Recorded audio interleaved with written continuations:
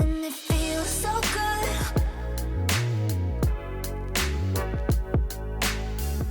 So good.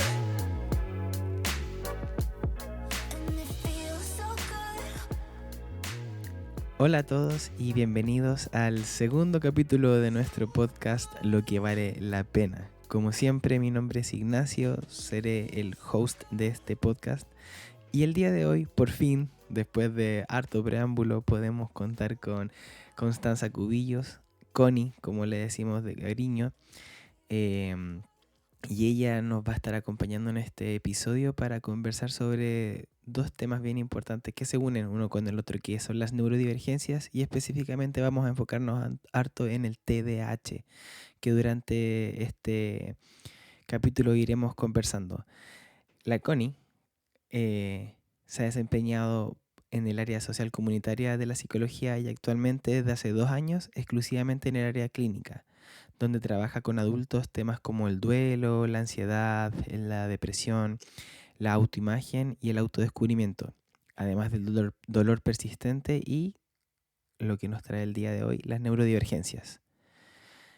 Ella nos cuenta que algo muy importante es que un psicólogo no está capacitado para diagnosticar, pero sí durante la exploración de la parte clínica se pueden identificar criterios diagnósticos que nos inviten a buscar herramientas con los profesionales adecuados, ¿cierto?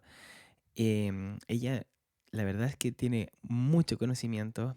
Para mí fue un tiempo de mucho aprendizaje poder estar con ella y conversando sobre este tema. Y conversamos sobre hartas cosas, sobre qué son las neurodivergencias, sobre un poco de nuestras experiencias de vida y profesionales con respecto a esto. Otro tema muy importante que vamos a hablar y que hablamos nosotros fue el por qué actualmente hay tantas personas con TDAH, como pareciera que hay en este tiempo un aumento de los diagnósticos de TDAH. Vamos a hablar también sobre el impacto en el contexto de la vida de una persona con TDAH, así como herramientas para el día a día para estas personas, pero también tips para las personas que conviven con neurodivergentes. Y quizá un poco, como les decía al principio, enfocado harto en el TDAH. Espero de verdad que puedan disfrutar de este tiempo como lo disfruté yo, que puedan ir aprendiendo con respecto a estos temas que a veces parecen como que están muy en boca, pero la verdad es que no son tan conocidos como pensamos. Así que eso, les voy a dejar algunos datitos importantes ahí en la descripción del video. Y también, como siempre, los invito a que puedan comentar, dejar su comentario con respecto a este tema. Así que bueno, sin más, vamos a ir a escuchar la conversación que tuvimos con Connie y espero que la disfruten mucho. Bienvenida, Connie, ¿cómo estás? Hola Nacho, bien, gracias. ¿Y tú cómo estás? Bien, nos costó mucho llegar a esto, pero lo logramos. Yo creo Sí. que fue como un mes, más diría yo.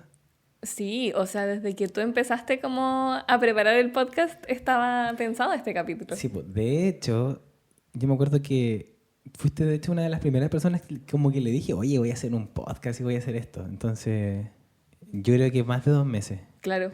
Y desde el día 1 dijimos, ya hagamos algo. Y bueno, el día de hoy vamos a hablar sobre algo que yo creo que tiene mucho que ver con nosotros dos específicamente, que es esto de las neurodivergencias. Bueno, para todos, porque todos en algún momento de la vida vamos a estar con alguien de algún tipo de neurodivergencia. Pero específicamente nosotros con nuestro diagnóstico que vamos a ir conversando. Pero lo primero que quiero hacer es que nos cuentes un poquito de ti, pues, que nos hables de qué haces en tu día a día, cómo nos conocimos. Bueno, yo soy de profesión psicóloga, mi nombre es Constanza, trabajo en un centro médico junto con Ignacio aquí. Nos conocimos ahí, la verdad, como que de hecho yo llegué al centro médico como paciente y nos conocimos desde ese momento. Yo me Es acuerdo verdad. que te dije como, Nacho, ¿puedes hacer algo? Y tú me dijiste Nacho? Y pero eras paciente Era paciente de de una la, colega tuya, de la ICE, de la Vale. de la Vale. Sí. ¿Verdad? Y la Vale te pidió ayuda en algo y te dijo, Nacho, no sé qué. Y yo, siguiendo el patrón y repitiendo el patrón, dije, Nacho, ¿me ayudas con esto? Y tú como, ¿me dijiste Nacho? Porque nunca nos habíamos visto. Y era una paciente del centro. Y te llamó mucho la atención, me imagino, que una paciente te dijera Nacho. Me dije el tiro, aquí hay algo raro. Puede que sea una de las mías. Claro. Entonces, igual en este capítulo de tu podcast, lo que habíamos conversado es que queremos también traer un poquito de nuestras conversaciones de pasillo a algo más sistematizado en un capítulo de podcast. Sí, porque es algo de lo que hablamos harto igual. Harto. ¿Y qué haces, pues, Connie? ¿Qué... Ya, yo como comentaba soy psicóloga, también soy bailarina, me gusta mucho, mucho bailar, es algo que hago al menos 2 o 3 veces a la semana y siento que es algo que me ayuda mucho a canalizar partes de mi ser, como por ejemplo un poquito de hiperactividad. Me gustan mucho los gatos también, me gusta mucho la cocina. Y eso, tengo unos proyectos personales, sí, no profesionales, para más adelante y que me tienen bastante entusiasmada. Y eso podría decir de mí. Me gusta mucho también como la cultura asiática y la cultura también un poco como anglosajona. Más que me guste, siento que soy muy familiar con eso. Oye, igual contar a la gente que con la Connie compartimos algo medio raro que más de alguna vez ha generado caras medias de extrañeza de la gente que nos rodea. Que Es verdad. a los dos nos gusta harto practicar el inglés. Entonces, a veces, bueno, así como ya 4 meses, yo creo, un poco más, dijimos, oye, ¿y por qué no practicamos entre nosotros? Entonces dijimos, cuando nos veamos vamos a conversar en inglés. Y lo empezamos a hacer, pues. Y era como bien disruptiva la situación a veces. Pero no, nos ha servido harto, yo creo, para trabajar. Ahora estamos como en un pequeño stop, Break. sí, sí. Pero ya lo retomaremos en algún momento. Sí. Y también soy una aficionada de los podcasts. Siempre estoy en mi casa escuchando algún tipo de podcast, en los trayectos. Siento que paso por periodos en donde prefiero la música y paso por periodos más largos, de hecho, en donde prefiero los podcasts. Así que estoy muy entusiasmada de estar aquí. Oye, de hecho, a mí me pasó algo este año que yo soy igual amante de la música, me gusta demasiado escuchar música. Y siempre en mis viajes, en el gimnasio, haciendo cualquier cosa, música. Y este año dije como, oye, a veces siento que pierdo un poquito ese tiempo de viajar de un lado a otro o de repente caminar en la calle escuchando música. Entonces ahí como que yo también me metí un poquito en el tema de los podcasts y empecé a escuchar más. O los primeros podcasts en verdad, porque antes no era como algo de lo que yo estaba muy interiorizado. Pero bueno, gracias por estar con nosotros el día de hoy en este podcast, en este humilde podcast. Y bueno, entrando como a conversar el tema que nos trae el día de hoy, que es las neurodivergencias, quería que tú nos contaras un poquito como qué es esto, qué es este término, que la verdad es que con los años yo creo que cada vez se ha hecho más como visible. Entiendo que antes quizás se le conocía de otra forma también a estas personas con ciertas características, pero con los años se ha vuelto como, no digamos que un trend, pero la gente lo ocupa más. Entonces, mucha gente lo ocupa y quizás sin saber también muy bien lo que es. Entonces, ¿qué es las personas con neurodivergencia? Bacán. Las neurodivergencias provienen como de lo anteriormente o que aún en los médicos, o sea, en los campos biomédicos se les llama trastornos del neurodesarrollo. Trastorno del neurodesarrollo es como está escrito dentro del DSM-5 y el CIE-11 creo que ya vamos, que son los manuales de descripción y de caracterización de trastornos mentales. Y bueno, los trastornos del neurodesarrollo refieren de trastornos que se van desarrollando, como dice su nombre, a lo largo del desarrollo de la persona. O sea, que no es algo que sea producto, por así decirlo, de un trauma o producto de algunas condiciones en particular, sino que suelen ser mucho más genéticos. Y que tienen más que ver como con cualidades de la persona, que algo que no es tan fácilmente cambiable como generar un tratamiento farmacológico, por ejemplo. Por ejemplo, un tratamiento por ansiedad generalizada puede derivar en que la persona en el futuro ya no padezca ansiedad generalizada. Pero los trastornos del neurodesarrollo son de por vida, porque es algo que nos caracteriza o que se genera dentro de nuestra formación. Ahora, ¿cómo esto se relaciona con las neurodivergencias? No, la pregunta es, por ejemplo, una persona podría en cualquier momento de su ciclo vital empezar como a tener ciertas características neurodivergentes. Por ejemplo, una persona que nace y con el tiempo al principio no tenía mucho problema, por ejemplo, con el tema de la atención, mientras va avanzando en la vida, podría como ir adquiriendo el trastorno del déficit con atención, de atencional, por ejemplo.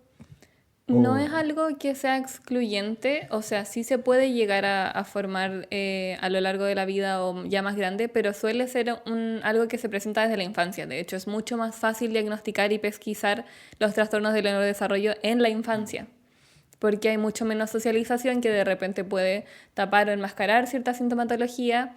Entonces, respondiendo un poco a la pregunta, podría darse el caso de, pero es mucho menos común, de que se ha generado después en la vida. Ahora, vinculándolo con lo que conversábamos de las neurodivergencias, la neurodivergencia es un concepto acuñado desde la propia comunidad autista, que decide apropiarse, empoderarse un poquito del diagnóstico y dejar de ser considerado como un trastorno y empezar a ser considerado como un espectro. Entonces, la neurodivergencia, por así decirlo, es como un término paraguas para acuñar distintos otros conceptos o llamados también trastornos del neurodesarrollo, como el trastorno del espectro autista, el trastorno por déficit de atención, el trastorno obsesivo compulsivo, entre otros. Y de hecho hay harto debate en el área biopsicosocial desde qué otras cosas pueden ser parte de las neurodivergencias y qué cosas no. Por ejemplo, se discute sobre si el trastorno del limítrofe de la personalidad puede incluso ser una neurodivergencia. Entonces, esto es algo que está como todavía en estudios, todavía en búsqueda de consensos. bueno, como hartas cosas en este tiempo, porque, o sea, de verdad yo me he dado cuenta en los últimos años aprendiendo, estudiando, que ha habido muchas áreas del conocimiento que han tenido como una explosión y han tenido un cambio de paradigma en muchas. Entonces, esto de la neurodivergencia me imagino que también con los estudios, cada vez se trata de ser más riguroso en muchas cosas, ha ido haciendo que todo cambie, po, que vaya variando en el tiempo. Claro, como que hay muchas más herramientas que antes simplemente no existían. Entonces, es algo de lo que se habla mucho más constantemente y algo de lo que ya tenemos que empezar como a dejar de ver como parte de la locura o parte como de gente rara solamente, y que tal vez sí somos gente rara, pero necesitamos como empoderarnos un poquito más de eso. Pero también como verlo como simplemente un desarrollo cerebral distinto y que no solamente somos cerebros, sino que somos seres humanos que tienen otras necesidades y que necesitan ser atendidas también. Oye, voy a contar un poco mi experiencia personal. Vale. Yo desde muy pequeño fui diagnosticado con TDAH cuando estaba en la básica en el colegio. En mi caso fue como bien caótico porque yo nunca tuve tanto hiperactividad, pero sí, mis niveles de atención eran muy malos. Entonces yo empecé a tomar Ritalin. ¿Ya? El Y famoso el Ritalin. famoso Ritalin.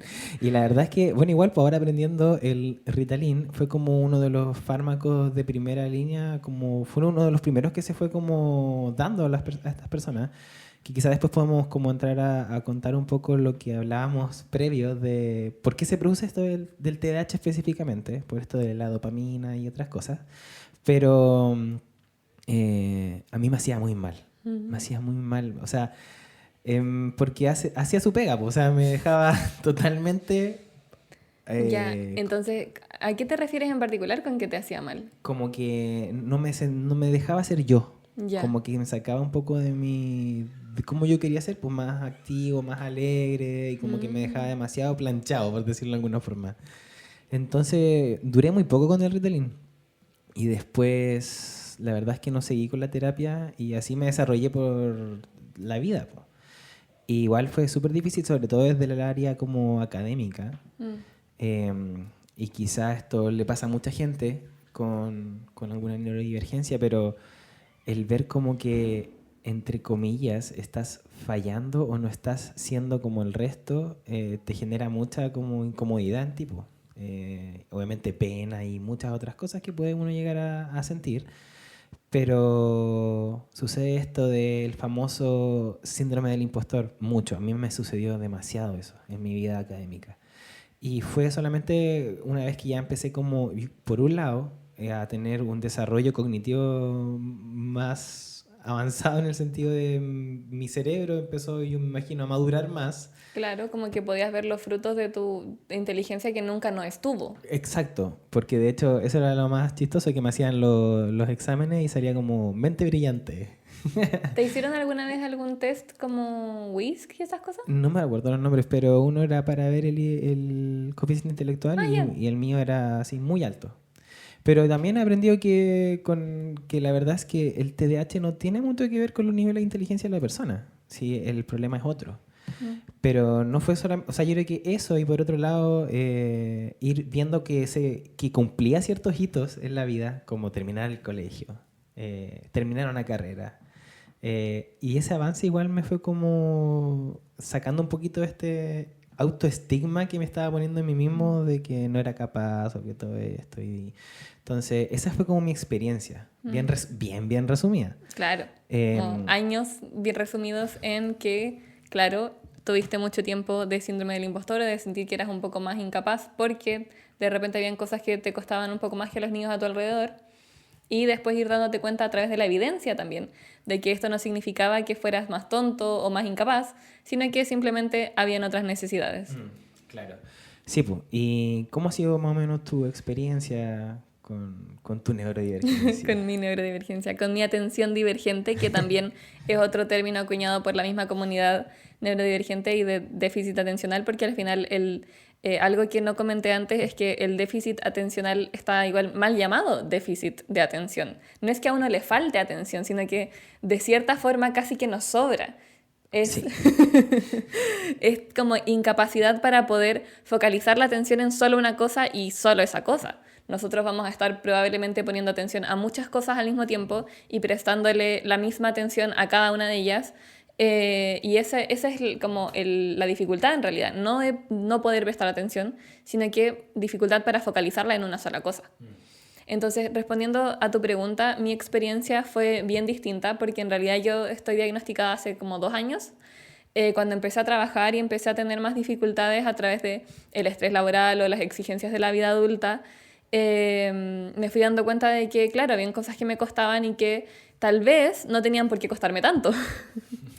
O pues yo podía ir encontrando como alguna forma de adecuarme a esto.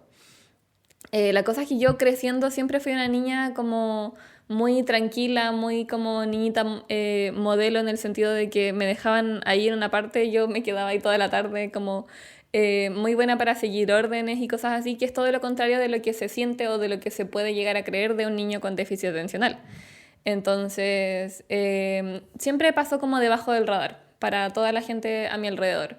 Y de hecho, mi hermano sí fue diagnosticado y también pasó por ese proceso del Ritalin, y para mí verlo como un poco más dopado igual fue súper extraño, como que no era el hermano que yo conozco. Y ahí volvemos un poco también al tema del componente genético del déficit atencional. O sea, mi mamá tiene, mi hermano tiene, yo era extraño que no tuviera.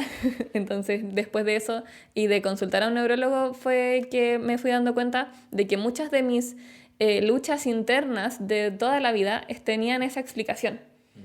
Como del no sentirme igual de capacitada, o como decías tú también, síndrome del impostor, que es cuando sentimos que, casi como si engañáramos al resto de las personas para creer que somos suficientemente capaces o suficientemente inteligentes o suficientemente habilitados para poder estar en un ambiente académico, laboral, etc. Y como si es que nosotros sintiéramos que le mentimos a las personas, cuando en realidad tiene una base en realidad de que nosotros no alcanzamos a confiar en nuestras propias habilidades, porque nosotros experimentamos mucho más dificultad, a pesar de que el resto no lo vea. Claro. Como para intentar nivelar hacia arriba en torno a la atención, el rendimiento. Entonces uno pasa todo el tiempo como corriendo una carrera que el resto corre normal y uno corre, por así decirlo, como con zapatos de plomo. Sí, es verdad.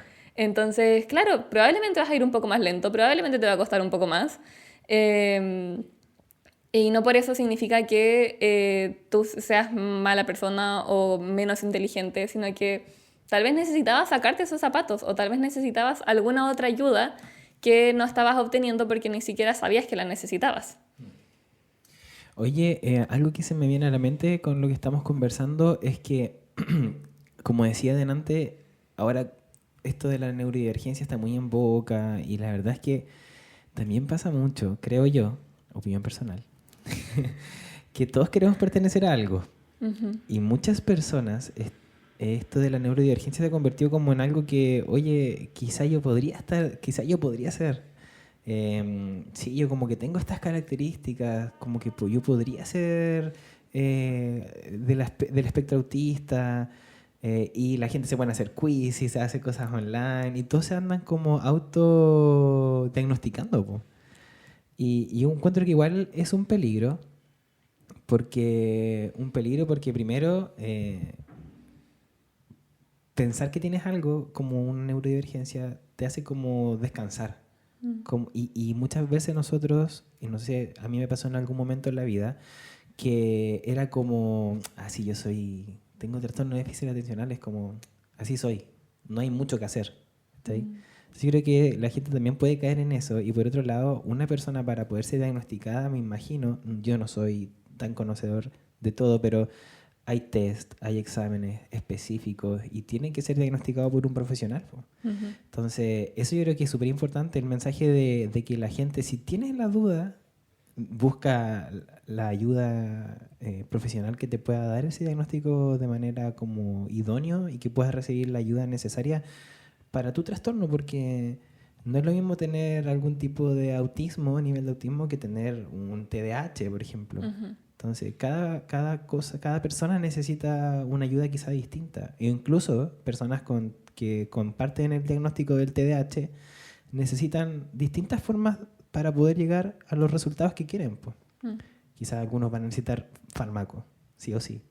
Quizás otros van a lograr a través de los hábitos y de ser perseverantes, lograr salir adelante en ciertas cosas que les complica, pero necesitan la ayuda, creo yo. O no sé cómo lo ves tú. Sí, definitivamente las personas neurodivergentes en cualquier parte del espectro necesitamos ciertas acomodaciones. Ciertas acomodaciones para hacernos la vida un poco menos difícil, ni siquiera más fácil, sino que menos difícil. Y no es como que uno sufra mucho o como que sea un martirio, pero sí es distinto y sí es más difícil vivir como neurodivergente en un mundo generado para neurotípicos. O sea, neurotípicos entendiéndose las personas que caen fuera de este paraguas de neurodivergencias. Entonces, claro, dentro de lo que tú me comentabas, sí es necesario poder buscar las acomodaciones necesarias. Ideal sería que si tienes alguna duda o si alguna persona tiene dudas respecto de su diagnóstico o de su condición en realidad, puede buscar ayuda con un neurólogo o con un psiquiatra. Cualquiera de esos dos especialistas pueden estar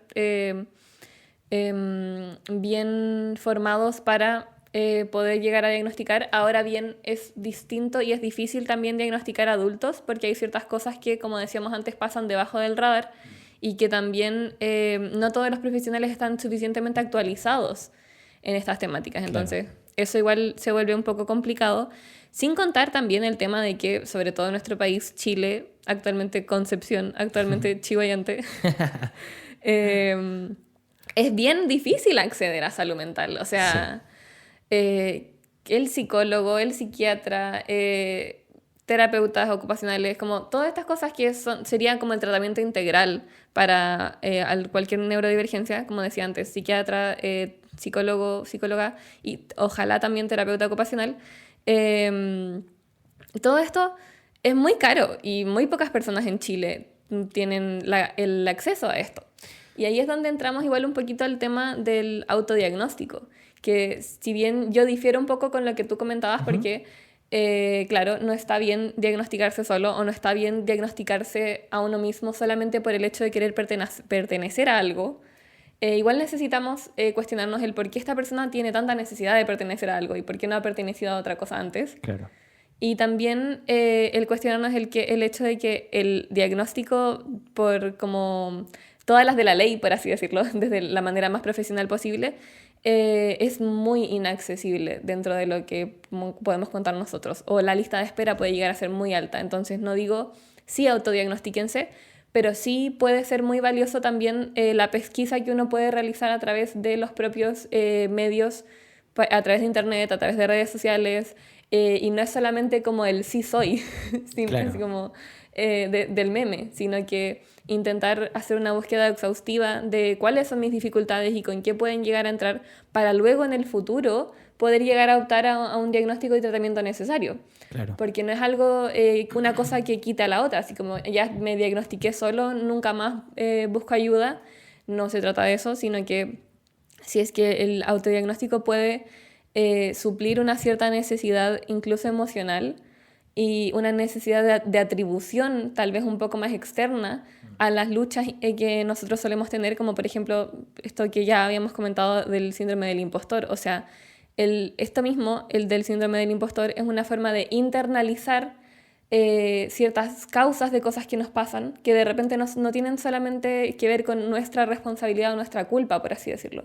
Como no es que yo sea más flojo, no es que yo sea incapaz o no es que yo sea más desordenado, sino que hay algo que está detrás que me dificulta el hecho de que yo pueda ser más proactivo, más motivado, más ordenado. ¿Se entiende? Sí, no lo comprendo. Lo comprendo. Oye, está bacán que podamos tener estas conversaciones porque yo creo que estas son las dudas también que nacen genuinamente de muchas personas, po.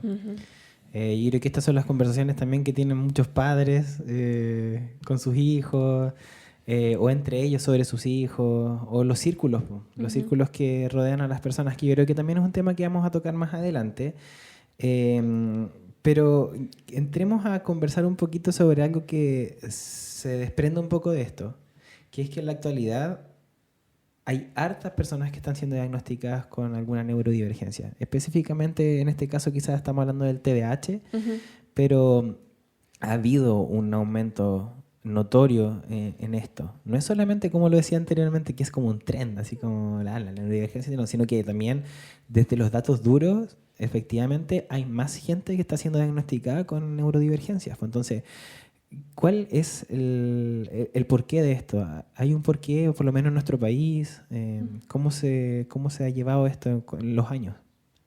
Definitivamente, o sea, como decíamos antes fuera como del micrófono, no es como que ser neurodivergente sea como la nueva tribu urbana. No. Necesitamos, por favor, desmitificar eso desde el primer momento.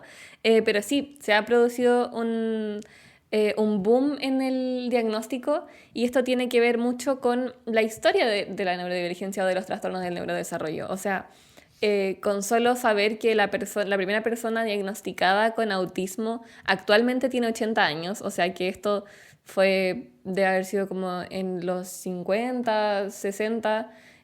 No sabía eso. Cuático. Que empieza como a caracterizarse los trastornos del neurodesarrollo como una condición específica y no solamente como personas histéricas o personas asociales o como personas tal vez como que se salían de la norma, incluso como, no sé, casi que brujos. Sí es importante reconocer que actualmente tenemos muchas más herramientas para poder diagnosticar. Se ha también ampliado el espectro, se ha ampliado lo que se puede llegar a considerar como una neurodivergencia y también los criterios diagnósticos para cada una de ellas. El DSM-5, como les mencionaba antes, que es como el manual que caracteriza y da los criterios para este tipo de trastornos, dice ciertas cosas, como por ejemplo la incapacidad para prestar atención por periodos prolongados de tiempo o la frecuencia en la que uno suele cometer descuidos por inatención o descuidos en ciertos trabajos o la incapacidad de repente para realizar tareas monótonas, cosas por el estilo. Y esas son cosas como bien inespecíficas en el sentido de que cuando uno es adulto igual va como encontrando formas de acomodarse. Como que si se me suelen perder las cosas, uno ya tiene como un ganchito en la puerta o empieza a hacer ciertas acomodaciones. Entonces todas estas cosas hacen que los diagnósticos pasen aún más desapercibidos. Ahora, como la ciencia va evolucionando también, se ha logrado el agarrar estas cositas también y formarlas como parte de los criterios diagnósticos. Entonces, lo que esto hace es que, como decíamos, se amplíe los criterios diagnósticos, se amplíe la forma en la que se evalúa también estos trastornos, porque una particularidad de esto también es que si es que uno mira un cerebro a través de una resonancia magnética con déficit atencional, con autismo o algo así, con una persona neurotípica, en realidad sí van a verse diferencias. No es solamente algo de la conducta o de como la forma de pensar, sino que es completamente neurológico. Entonces, no es como que todo el mundo necesite pasar por una resonancia magnética para poder ser diagnosticado, pero sí se ha ido afinando mucho más el ojo con el que se revisan estos criterios.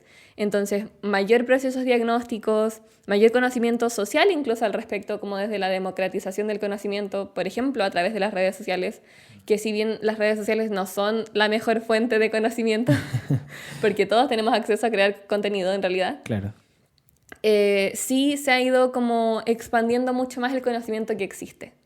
Entonces, gracias a eso igual se puede ampliar mucho más como que son mayores recursos que tenemos para poder diagnosticar. Claro.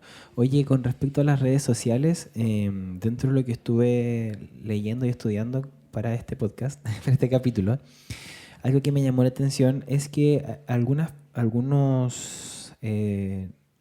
personas que estudian las neurociencias, bueno, este tema del celular, de las redes sociales, lo que postulaban ellos es que ha generado que hay un aumento de personas adultas que están adquiriendo el TDAH, principalmente por el tema del scrolling. ¿Qué es el scrolling, Ignacio? El scrolling es cuando uno agarra el celular, te metes a TikTok o te metes a Instagram y tú estás constantemente pasando de un contexto a otro. Y eso es lo que nos pasa. El otro día me reía con mi familia porque es como nos pasa esto. Estás viendo un perrito feliz saltando, pasas a al siguiente, ves un auto de carrera así andando, después lo cambias, ves el gol de algún futbolista y después pasas de nuevo y así, y nuestro cerebro está constantemente cambiando de contexto, todo el tiempo. Entonces, eso que se está estudiando actualmente no es algo como que se ha llegado a un consenso ni nada, sino que son propuestas que está teniendo la gente con respecto a esta área. Entonces, no sé cómo lo ves tú, y si nos puedes dar tu opinión con respecto a esto. Totalmente. En realidad, claro, este es un postulado bastante novedoso, por así decirlo. Igual son cosas que popularmente siempre se han creído, como que mucha tele, muchos estímulos pueden generar en los niños y en los adultos también estos trastornos del neurodesarrollo. Pero claro, esto tiene a la base en realidad la deficiencia y la producción también de dopamina. O sea, el déficit atencional existe con una base de como una deficiencia en los sistemas dopaminérgicos del cerebro. La dopamina, neurotransmisor que modela el placer, la motivación y en general como el poder hacer algo, todo como las actividades o el ejecutar una tarea, tiene mucho que ver con eso, pero actualmente estamos expuestos constantemente a situaciones en donde tenemos dopamina a libre disposición. Claro. Como constantemente mucha dopamina, desde los dulces, o sea, como las comidas muy refinadas también, hasta las pantallas, el contenido que vemos, esto que decías tú respecto del contenido, tú perfectamente nombrabas contenido que es todo muy interesante. Y en la vida no todo es tan interesante. Sí. Entonces, el internet o las redes sociales han creado un espacio en donde tenemos constantemente una fuente de dopamina eterna. Y lo que eso hace es que igual va, por así decirlo, como moviendo y generando un déficit en cómo nosotros regulamos nuestra propia producción de dopamina. Entonces, quedamos con un pic de dopamina tan alto que luego ninguna otra actividad que vamos a realizar durante el día o durante cualquier momento va a generar tanta dopamina como eso. Entonces vamos a estar constantemente buscando esos estímulos.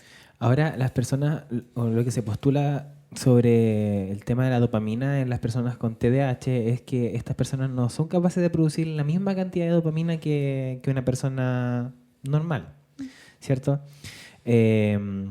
Entonces, de hecho, los medicamentos que se ocupan actualmente, como el Ritalin, el Aradix, que tiene otro compuesto, porque Aradix es simplemente el nombre, o el Mentix, que tienen otro tipo de compuestos, la mayoría de esos compuestos son derivados de las anfetaminas, que son drogas que todos sabemos que actualmente son ilícitas, po.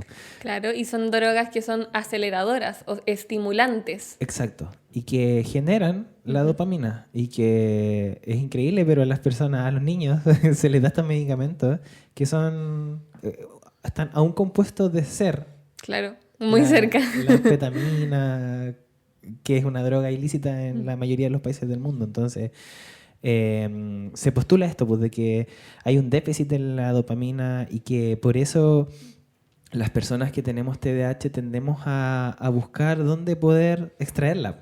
Y como tú decías, azúcar. Riesgos, como comentábamos antes Sí, pues, también. no solo cosas como sustancias, sino que acciones, o sea, Claro. accionar en cosas que nos pueden aumentar estos niveles de dopamina, como hacer algo, ir a un carrete o... Claro, como donde no conozco a nadie en un espacio peligroso, o como correr en un vehículo, como intentar alcanzar mayores velocidades, todas estas cosas que en realidad como que nos generan emociones muy fuertes, o incluso el mismo hecho de generar conflictos o propiciar conflictos, que no es como que uno sea conflictivo porque sí, sino que todas las emociones que esto genera, o como todo el estímulo que va generando esto, puede ser un sustituto, por así decirlo, para esta dopamina o para la generación de esta dopamina. Ahora, como tú decías, se postula que podría ser también algo que esté generando déficit atencional en personas que antes no lo tenían. Y claro, desde mi opinión es algo que todavía necesita ser estudiado, pero que también debemos ir midiendo como con qué tanta frecuencia o como qué tanto abusamos de esta dopamina rápida y de fácil acceso. Claro, sí. Como que es un poquito un llamado de atención. Sí, porque, bueno, efectivamente se puede caer en cosas así como que podríamos decir, no, ah, ya, pero azúcar, ya, está bien, o ya un carrete de vez en cuando, pero cuando esto se convierte en cosas como cocaína, Claro. otras drogas, Otras drogas que igual son estimulantes. claro, que finalmente muchas personas caen en eso, po, y es riesgoso finalmente para la salud de las personas. Entonces, ojo con eso también. Claro. Si te está pasando, si eres una persona que ha sido diagnosticada y te está pasando esto, necesitas ayuda. Sí, como tener en consideración también de que las neurodivergencias somos mucho más propensas al consumo y abuso de sustancias, producto de que buscamos otras cosas que no hemos tenido, o como que necesitamos acomodaciones que han sido, que nunca han sido propiciadas para nosotros. Claro. Oye, y como volviendo un poquito a la experiencia de ambos, o también de repente tú nos contabas de la historia de tu hermano también, que tú lo veías así como medio bajado, medio no tu hermano. Claro. ¿Cuál es el impacto del contexto de las personas con TDAH, por ejemplo, en su vida? ¿Qué es lo más típico que se ve en estas personas? Claro, yo desde esta pregunta también lo tomo tanto desde mi experiencia como por ejemplo, la de mi hermano, que son experiencias muy cercanas, como también experiencias de muchos consultantes que llegan a la consulta habiendo sido diagnosticados como con depresión recurrente o trastorno de ansiedad generalizada, o como sintiendo que son personas muy ansiosas, pero porque son personas más aceleradas, o porque son personas que suelen requerir de más estímulos, o porque son personas que están constantemente como en búsqueda como de la predictibilidad, o intentar encontrar control en ciertas cosas.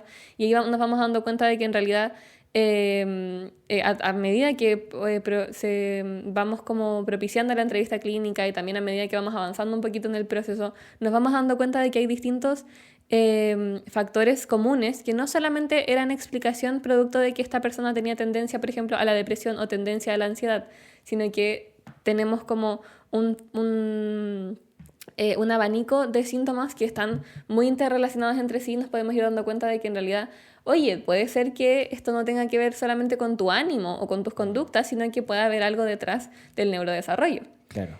Entonces, volviendo un poquito a mi propia experiencia, a mí me pasaba cuando era más chica que, claro, como que nunca estudié mucho, no me gustaba estudiar, me sentía mal cuando iba a estudiar, entonces también evitaba el estudiar, o sea, la procrastinación.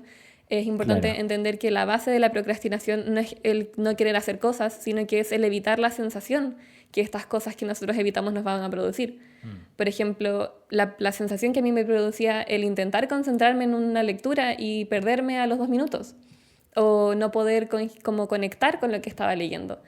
Entonces uno va, por ejemplo, por la vida, tal vez sí poniendo atención en clases o sí pudiendo captar ciertas cosas de clases, pero no generando un hábito de estudio. Entonces llegamos a ciertas etapas un poco más desafiantes, como por ejemplo la universidad, o espacios laborales, o la educación incluso autodidacta, como que algo muy propio de nosotros es que nos gusta mucho aprender, pero para aprender necesitamos que esto sea algo que nos guste mucho. Claro. Entonces, como por ejemplo, ahora que tú te preparaste también para este tema. Sí, po. Pero cuando nos vemos en ambientes como más desafiantes de estudio y que requieren mucha más organización, requieren mucho más como una forma más rígida de estudiar también, ahí nos encontramos con problemas porque el hábito nunca se generó y simplemente prestar atención en clases en la universidad no sirve mucho. Claro. La universidad también requiere de mucho como estudio por la cuenta de uno mismo. Entonces ahí nos vamos dando cuenta de que, claro, todas estas cosas que en algún momento estuvimos evitando, en realidad vienen ahora y ya no las podemos seguir evitando y eso provoca mucha angustia, incluso ansiedad de repente, de las expectativas que nosotros tenemos de nosotros mismos también. Porque claramente no es que tengamos una deficiencia intelectual, sino que tiene que ver con que las condiciones no eran las adecuadas, como de repente tal vez estudiar en ambientes muy distractores, también, o nunca haber tenido como las acomodaciones necesarias van generando que nosotros sintamos que simplemente no podemos estudiar. Entonces de repente incluso dejamos de intentarlo. Oye, y bueno, todo lo que dices, igual muchas cosas me pasaron a mí, pero hay algo igual importante con respecto al TDAH, que las personas con TDAH podemos llegar a tener algo que se llama hiperfoco. O sea, no somos capaces de salir de algo que nos gusta mucho y podemos estar horas en eso. E incluso podemos tender a perder un poco la noción del tiempo. Pero hay ciertas cosas que hacen a la persona con TDAH accionar, como la urgencia, cuando, por ejemplo, si no sé, si nos van a castigar por Claro. no hacer lo que tenemos que hacer, eso genera como que la persona con TDAH le genere esa urgencia de hacer lo que tiene que hacer. Claro, un poco más de presión, lo cual no significa que hay que castigar a los niños. No, no. Pero también se mezcla un poco también, eso es como el lado quizás más negativo, pero también está alto de ser apasionados por ciertas cosas Sí. que nos gustan. Sí, sí, sí. Entonces, ¿cómo se ve eso en la vida también de la persona, po? Claro, como que yo me acuerdo, hablando como sin ir más lejos del tema de mi hermano, como que incluso yo haber repetido cosas que decían los adultos, así como, claro, no le gusta estudiar, pero ponle un juego y va a estar ahí pegado horas. Sí, clásico. Un clásico. Sí. Y eso tiene que ver con, claro, con que era un hiperfoco motivado por la pasión, motivado por también la novedad, que son cosas importantes para nosotros, como de repente necesitamos más que solamente la imposición de que es algo que se tiene que estudiar, sino que poder entender el trasfondo del por qué esto es importante para mí y desde ahí también conectar un poquito más con la pasión, con las cosas que nos interesan de verdad, con las cosas que nos motivan y nos mueven y que incluso nos pueden dejar pegados literalmente aprendiendo sobre algo y que incluso pueden llegar a ser cosas muy extrañas o así como muy fuera de contexto, pero cosas que nos interesan y que vamos a aprenderlo todo al respecto.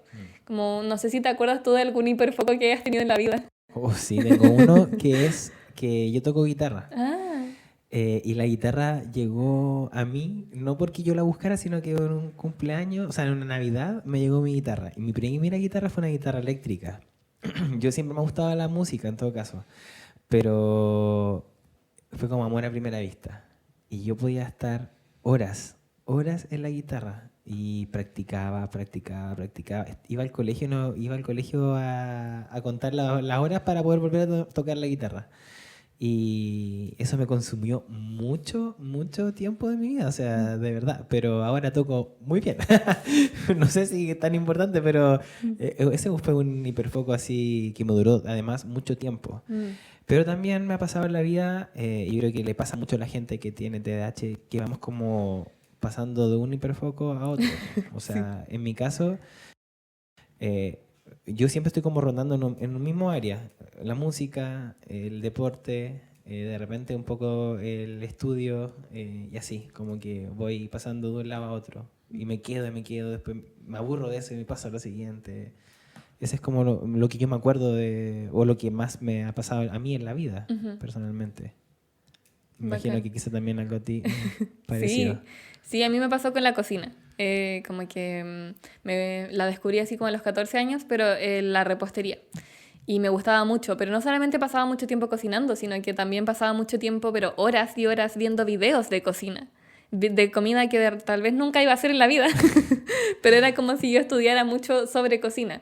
Y lo mismo pasa en muchos contextos, como que sí conozco a muchas personas y muchas mujeres también que son personas como de muchos hobbies o de que en sus casas tienen canastos llenos de cada hobby que han probado alguna vez en la vida.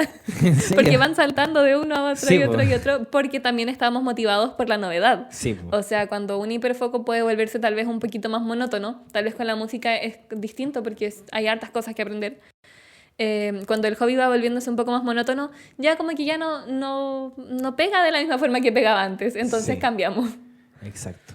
Oye, ¿y qué herramientas les podemos dar a las personas así neurodivergentes en Ya, general? sí, es súper importante también las herramientas que podemos ir usando porque al final eso va a hacer toda la diferencia. Si bien la medicación puede ser una herramienta útil, no va a ser el caso para todos. Tal vez, por ejemplo, desde mi experiencia personal, la medicación sí me sirve, pero me sirve para tareas, por ejemplo, como administrativas o de estar sentada en el escritorio escribiendo cosas, tal vez un informe, cosas que antes me habría demorado tal vez horas sin poder hacer nada. Gracias a la medicación a veces puedo lograr hacer informes en, no sé, una media hora y eso es algo muy significativo para mí y que hace como un mundo de diferencia. Claro. Pero herramientas prácticas, por así decirlo, como conductuales que podemos seguir, para mí la más importante en realidad tiene que ver con el autoconocimiento. O sea, el entendernos, el saber que este tipo de dificultades que tenemos no significa que seamos flojos o, como había dicho antes, como despreocupados, sino que tiene que ver con una deficiencia neurológica y que nuestro cerebro funciona distinto. Claro. Y que gracias a eso podemos ir acoplándonos o acomodándonos realmente a las cosas que necesitamos, como que no vamos a tener una herramienta en particular o no vamos a recibir las herramientas necesarias si es que yo no sé cuáles son estas herramientas que necesito. Porque claro, puede ser un mismo diagnóstico, TDAH, pero en todas las personas se presenta distinto, como decíamos antes, como que ninguna persona con atención divergente va a presentarse de la misma forma que la otra. Claro. Entonces, esa es una de las mejores herramientas, poder conocernos a nosotros mismos, pasar por un proceso de autodescubrimiento, autoconocimiento, tanto individualmente como de la mano de algún terapeuta. Sería ideal como para poder guiar este proceso. Y lo otro también es que ciertas herramientas que necesitamos, como por ejemplo el poder ver las cosas que necesitamos. Eso está de la mano de un principio muy importante y de una parte del autoconocimiento que puede ser vista como la impermanencia objetal. Una cualidad del déficit atencional que puede presentarse, no en todas las personas como decíamos antes, pero puede presentarse mucho, que es la impermanencia objetal, que quiere decir que si no lo veo no existe. Como este juego de manos que se hace con los bebés, como de cubrirse las manos y decirles dónde estoy, y los bebés realmente no lo saben, Claro. porque no han desarrollado esa parte de su cerebro que dice cuando algo dejo de verlos puede seguir estando ahí. Y muchas veces las personas con déficit atencional también podemos presentar eso y ahí está la explicación del por qué muchas veces se nos pierden las cosas o nos falta llevar cosas importantes incluso para nuestro trabajo o nuestro quehacer diario. Entonces, mientras las cosas estén dentro de nuestra vista, va a ser una herramienta muy importante para poder mantenerlas en nuestra rutina. Y volviendo un poco al tema de las rutinas, para poder incorporar hábitos nuevos también puede ser una súper buena herramienta el ver las cosas. Por ejemplo, si queremos empezar a ir al gimnasio o empezar a saltar la cuerda, la idea puede ser que dejemos las cosas que necesitamos a la mano, a la vista, o incluso sin ir más lejos, como frente a nuestra cama cuando despertamos, o incluso al lado de la puerta para que no se nos vayan a olvidar. Claro. Y esa es una muy buena forma de ir incorporando nuevos hábitos, porque de repente no se trata de que no queramos hacerlo, sino que nos faltan ciertos como insumos o herramientas y eso los necesitamos haber visto para poder hacerlo. Oye, incluso también podríamos hablar más en otro momento quizás de que los mismos hábitos, tratar de mantener hábitos saludables en nuestra vida, nos van a ayudar mucho con lo que veníamos conversando anteriormente, que es este tema de la dopamina, por ejemplo, el ejercicio, la buena alimentación, evitar ciertas cosas como los azúcares, que son, o sea, se escucha muy fácil, pero no lo es, y también no es tan fácil para una persona con TDAH lograr esto, pero darle también ese énfasis de que esas cosas son importantes porque en la imagen más grande nos van a ayudar en estas cosas con las que luchamos en el día a día. Ujú. Entonces, mantener ciertos hábitos saludables en nuestra vida, como un buen dormir, además, nos van a ayudar también a lograr mejor nuestra regulación. Claro, sí, sí, sí. Como que esta atención que tenemos, esta dificultad para prestar atención a una sola cosa, también se ve mermada cuando no hemos cubierto nuestras necesidades básicas. He hablado harto de las necesidades tal vez de una persona neurodivergente, pero eso no quita que también tenemos necesidades básicas que van a ser el caldo de cultivo para que todo pueda funcionar bien también. Como tú decías, alimentarnos bien, dormir bien. De hecho, hay muchos estudios que asocian el consumo de proteína en el desayuno con una mejor síntesis de la dopamina. Entonces, puede ser también como una súper buena herramienta, o puede ser desde el autoconocimiento y desde también el autoeducarnos al respecto, como formas en las que podemos incluso reducir de repente la fatiga y cosas por el estilo, o prestar efectivamente mejor atención para nuestros quehaceres de la mañana, o sentirnos con más motivación para poder hacer más cosas durante el día. Sabes que yo hace un tiempo estuve leyendo sobre exposición al frío.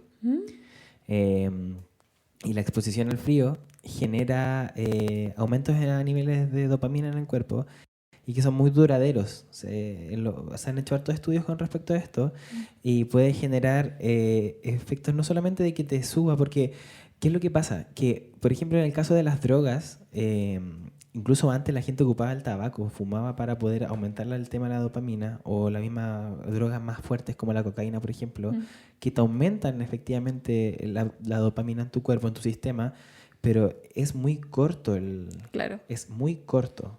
Es muy corto el efecto que tiene y es muy alto el pic que deja. Y después te viene un bajón, Sí. que yo creo que incluso quizás alguien lo ha vivido. Ujú. Entonces, en los estudios de la exposición al frío, estas personas tenían este aumento en dopamina, pero además era un aumento mucho más duradero que en este otro tipo de cosas que te nombraba anteriormente. Claro, como estas fuentes rápidas e instantáneas de Sí. dopamina, como decíamos. Ahora no digo que todo el mundo se meta al agua fría, pero quizás si alguien quisiera probarlo, hay protocolos para eso, Claro. para poder hacerlo. Y lo otro también, que es algo muy importante, que quizás no lo hemos conversado, es que nosotros vivimos a través de un ciclo circadiano. Ujú. Y una de las formas que podemos regular de muy buena manera el ciclo, o nuestro gran aliado en la vida para esto, es la luz del sol. Entonces, darle a nuestro cuerpo ciertas anclas en el día, de, por ejemplo, exponernos a la luz del sol temprano, Sí. nos ayuda a poder regular este ciclo circadiano, que es el ciclo que va regulando también el comportamiento hormonal de nosotros y de nuestro cuerpo en general, po. Ujú. Entonces, hacer esto también puede ayudar un poquito en este proceso de cómo se van liberando ciertas sustancias en nuestro cuerpo, y entre ellos también el sistema dopaminérgico. Exactamente. Entonces, son pequeñas cosas que se pueden ir viendo, que se pueden trabajar, o se puede como después investigar más, pero son cosas que existen y que puedan ayudar, po. Claro, que no es solamente, por así decirlo, como hábitos saludables, sino que tienen detrás también una necesidad para nosotros. Entonces, por ejemplo, eso que decías tú de la exposición a la luz solar es maravilloso. De hecho, está muy recomendado que ojalá que la primera luz que nosotros recibamos en el día sea luz natural y no artificial. Sí. Como que nuestros ojos primero vean luz natural. Y sí, así como esas muchas cosas que podemos obtener también a partir del autoconocimiento y de los hábitos saludables. Oye, y una de las últimas cositas, o en realidad es lo último que tenemos que conversar, que es para no aburrir. a la gente. Yo creo que están muy entretenidos escuchándonos. Claro, los neurodivergentes sí. Divagando. Es sobre los tips que quizás les podemos dar a las personas que viven o que se rodean de las personas con neurodivergencia. Los padres, las parejas, los amigos, que muchas veces no entienden el comportamiento, no entienden por qué. Guay, ¿por qué? ¿Por qué eres así? Sí. Entonces, ¿qué crees tú que podría ayudar a estas personas a entender un poquito más el contexto de las personas con las que se relacionan? Claro, tal vez suena un poco como disco rayado ya, pero sí el autoconocimiento y el poder conocer cuáles son las necesidades como particulares o cuáles son como los perfiles de las personas a tu alrededor que tengan una neurodivergencia o que sean neurodivergentes en realidad, puede ser una ayuda gigante. Y también el dedicarse uno mismo siendo neurotípico, o sea, no yo, pero las otras personas, a estudiar al respecto, ya es una muestra de afecto muy grande. Para las personas neurodivergentes, el afecto puede verse también de repente distinto. Entonces, el saber que una persona se interesa por aquello que a mí me pasa puede ser algo muy significativo, como tremendamente significativo para el vínculo. Entonces, es tan importante como poder aprender respecto de un poco más de las características, de la sintomatología, de ciertas necesidades y preferencias. Preferencias. Puede ser importante. Y eso, de hecho, me hizo recordar, este sonido que tú hiciste me hizo recordar algo que acabo de pensar respecto del por qué eres así, que decíamos nosotros. De repente las personas neurodivergentes suelen tener muchas conductas que son autoestimulantes. En inglés son conocidas como stimming, que pueden ser cosas como la ecolalia, como repetir sonidos, o como el quedar como con un sonido grabado y repetirlo, como tururú, o como sonidos que suelen sonar estimulantes para nosotros. Entonces, claro, para el resto puede sonar o puede parecer algo súper extraño, pero para uno puede significar un mundo de diferencia en torno a qué tan estimulado me siento o qué tan tranquilo me siento, porque pueden ser conductas que incluso pueden inducir relajación. Esto de la ecolalia, las conductas repetitivas, que no solamente, que tal vez están como un poco más caracterizadas o incluso caricaturizadas cuando vemos personas en los medios, por ejemplo, que son parte del espectro autista, que solemos ver que hacen movimientos repetitivos o que repiten sonidos, pero porque están un poco más desinhibidos en realidad de ese tipo de cosas. Claro. Y son cosas que solamente con leer un poquito tú te vas a dar cuenta de que en realidad esas son cosas que pueden significar mucho y que pueden llegar a ser una conducta que es estimulante y que es relajante incluso y de la que ya no te vas a cuestionar. Entonces, por eso es tan importante el autoconocimiento y el conocimiento desde las personas que nos quieren. Y otra cosa importante es que si tú eres una persona tal vez neurotípica, pero te rodeas de muchas personas neurodivergentes, igual podrías revisar eso o como someterte a algún proceso de diagnóstico, porque en realidad las personas neurodivergentes suelen como encontrarse los unos a los otros, incluso sin tener conocimiento del diagnóstico. Claro. Sí, pues comparten muchas cosas. Sí. ¿Sabes qué? Bueno, hace ya una semana terminé de grabar el capítulo anterior que se trató de las emociones y al cerrar también hablé un poquito sobre esto, la comunicación. Que yo creo que se va repitiendo, como en cada conducta humana, en cada situación que podamos vivir en nuestra vida, el aprender a comunicarnos con las personas que queremos sobre todo es tan relevante. Sí. Y lo hacemos tan mal. Lo hacemos tan mal, fallamos tanto en eso y yo creo que es algo con lo que creo que voy a ser muy majadero en este podcast, tratar de constantemente recordarlo, que tenemos que aprender a hablar con las personas, a confiar. Sí. Las personas que nos quieren escuchar. Claro. A veces nosotros mismos pensamos que ya vamos a dar la lata, no, mejor no. Y no es así, muchas veces las personas quieren saber de nosotros, las personas con las que convivimos constantemente. Entonces, encerrarte en tus pensamientos de que a nadie le importo o en verdad mis pensamientos no son tan importantes, no es tan así. Yo creo que tenemos que aprender a comunicarnos con las personas. Es muy relevante. Exactamente. De repente como que podemos incluso caer en ciertos atajos cognitivos que pueden llegar a convertirse en distorsiones cognitivas, que es algo de lo que se habla mucho en la psicoterapia, o sea, errores del pensamiento, básicamente. Entonces, muchas veces producto de ciertas experiencias en donde alguien tal vez te dijo, ay, qué raro, o como, ¿y por qué te pasa eso? O el mismo, ¿por qué eres así? Uno empieza a generalizarlo y a sentir que lo que a mí me pasa o mis experiencias no es tan importante o mejor debería callármela para que no existan cuestionamientos o juicios a mi persona. Claro. Entonces, evito comunicarme del todo. Pero como tú decías, algo tan importante que la gente que está a nuestro alrededor nos quiere y quiere también poder comunicarse con nosotros, quiere saber qué nos pasa, quiere saber cómo poder atendernos mejor o cómo poder querernos mejor incluso. Y son cosas tan importantes como esa que pueden hacer, como decíamos, mucha diferencia y que necesitamos también sacarnos este sesgo de como que nosotros tenemos ya el sesgo de sentir que en realidad a las personas, como tú decías, no les va a importar lo que nos pase, sino que todo lo contrario. Y que incluso si es que nos encontramos con efectivamente una persona que no está dispuesta a escuchar, que no tiene mucho interés, cosas que pueden llegar a pasar, Claro. también poder hacer efectivamente el filtro de que tal vez duela, pero en realidad son personas que van a estar mejor o que nosotras vamos a estar mejor sin ellas en nuestra vida. Exacto. Suena duro, pero es la realidad. O sea, no todo el mundo está dispuesto y está bien, po. Ujú. Entonces, bueno, de verdad para mí este tiempo ha sido muy entretenido primero y provechoso. Tienes mucho conocimiento, Connie. Te agradezco por poder entregarlo igual. Ojalá que la gente preste atención a lo que hablamos el día de hoy porque hay cosas muy importantes, muy, muy claves. Y obviamente de verdad te agradezco mucho por darte el tiempo de venir.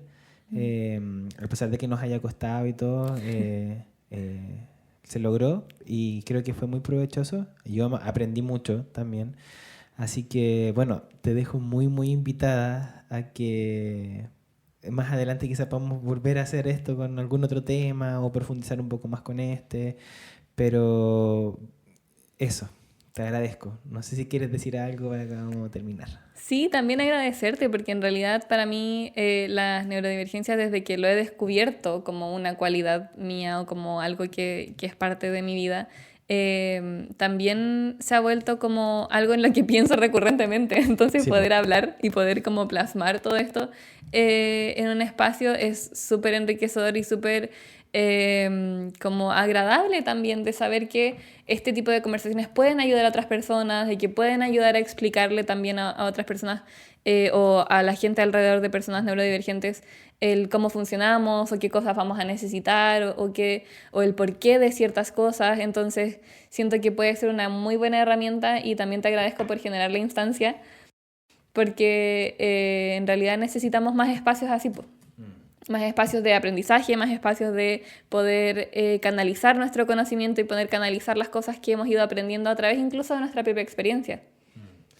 Muchas gracias, Connie. Oye, Gracias. y antes de cerrar, no sé si tú escuchaste el Sí. último capítulo y hay un espacio nuevo en el podcast que se llama Tendencias y yo le puse Tendencias en Twitter. La cuestión más atrasada que... porque es ex. Pero, Ahora es ex. entonces, Tendencias en ex. Ex. Ahora se llama así. Ya. Entonces tú vas a agarrar ese teléfono. No tengo ¿No ex. tienes ex? Nunca he sido usuaria de Twitter en realidad. Entonces yo lo voy a hacer Ya. y espero que haya algo interesante porque la verdad no lo revisaron todo el día. Mientras lo buscas, me gustaría como dejar un pequeño snack de conocimiento que tú me dijiste, sabes mucho de esto. Y yo pensaba, claro, es uno de mis intereses como profundos actualmente. Claro. Entonces tenemos diferencia entre el hiperfoco, que es como un interés en algo en particular y que puede ayudarnos a focalizar la atención como un poco más dirigida hacia ese tema. Pero también están los intereses profundos e intereses especiales, que son temas que nos han gustado durante toda la vida y que de los cuales hemos aprendido durante mucho tiempo y que quedan arraigados. Por ejemplo, para ti un interés profundo es la música. Claro. Para mí un interés profundo, como decía, es la cocina, y ahora algo que se ha convertido en un reciente interés profundo, que es un hiperfoco para mí, pero que va como en camino a ser un interés profundo, son también las neurodivergencias. Claro, exacto. Oye, está duro ex. Démosle. No, mira. ¿Qué salió? Joche. ¿Qué es eso? No sé, pues vamos a averiguar. Pero creo que se trata del Joche. ¿Te acordás del Joche? Este cabro de los reality. Ya me suena.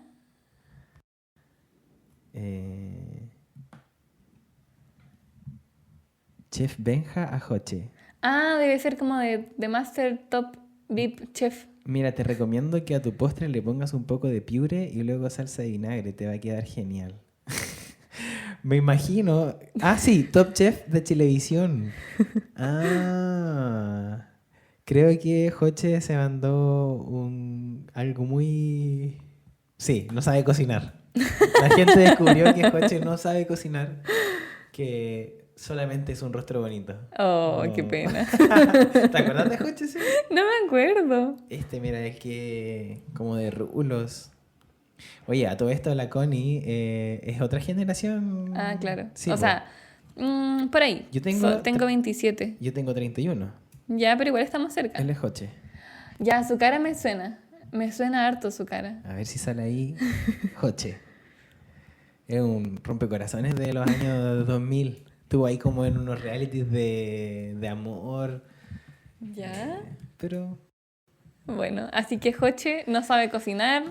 no sabe Solo cachinar. sabe cocinar cosas con mariscos, aparentemente. Sí. Eso es lo que podemos deducir. Nuestro cerebro con déficit atencional ya rellenó mucha información y nos hicimos toda la Exacto, película. Exacto. Así que, oye, eso es algo cuático. Que no, alguien me mandó, un amigo que también tiene TDAH me mandó un meme que decía así como la persona con TDAH cuando ya dijiste las primeras 2 palabras de tu frase y ya sabe todo lo que dijiste.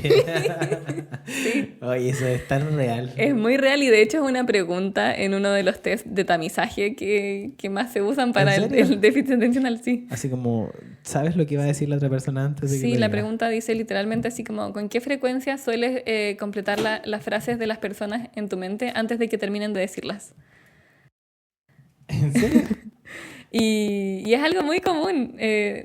Creo que también es un llamado como para nosotros, para que si es que existe una siguiente oportunidad, podamos como también profundizar en otros temas y profundizar como en tantas cosas que nos faltaron hablar de las neurodivergencias y del TDAH en particular, porque nos enfocamos en eso desde nuestra experiencia también. Claro, pero hay más que hablar. Hay mucho más. Así que Connie, muchas gracias por este tiempo y nos vemos mañana en La Pega. No sé. No. Oh, ya. Cuídense, que les vaya muy bien. Gracias por Chao, escuchar. muchas Chao, gracias. chao.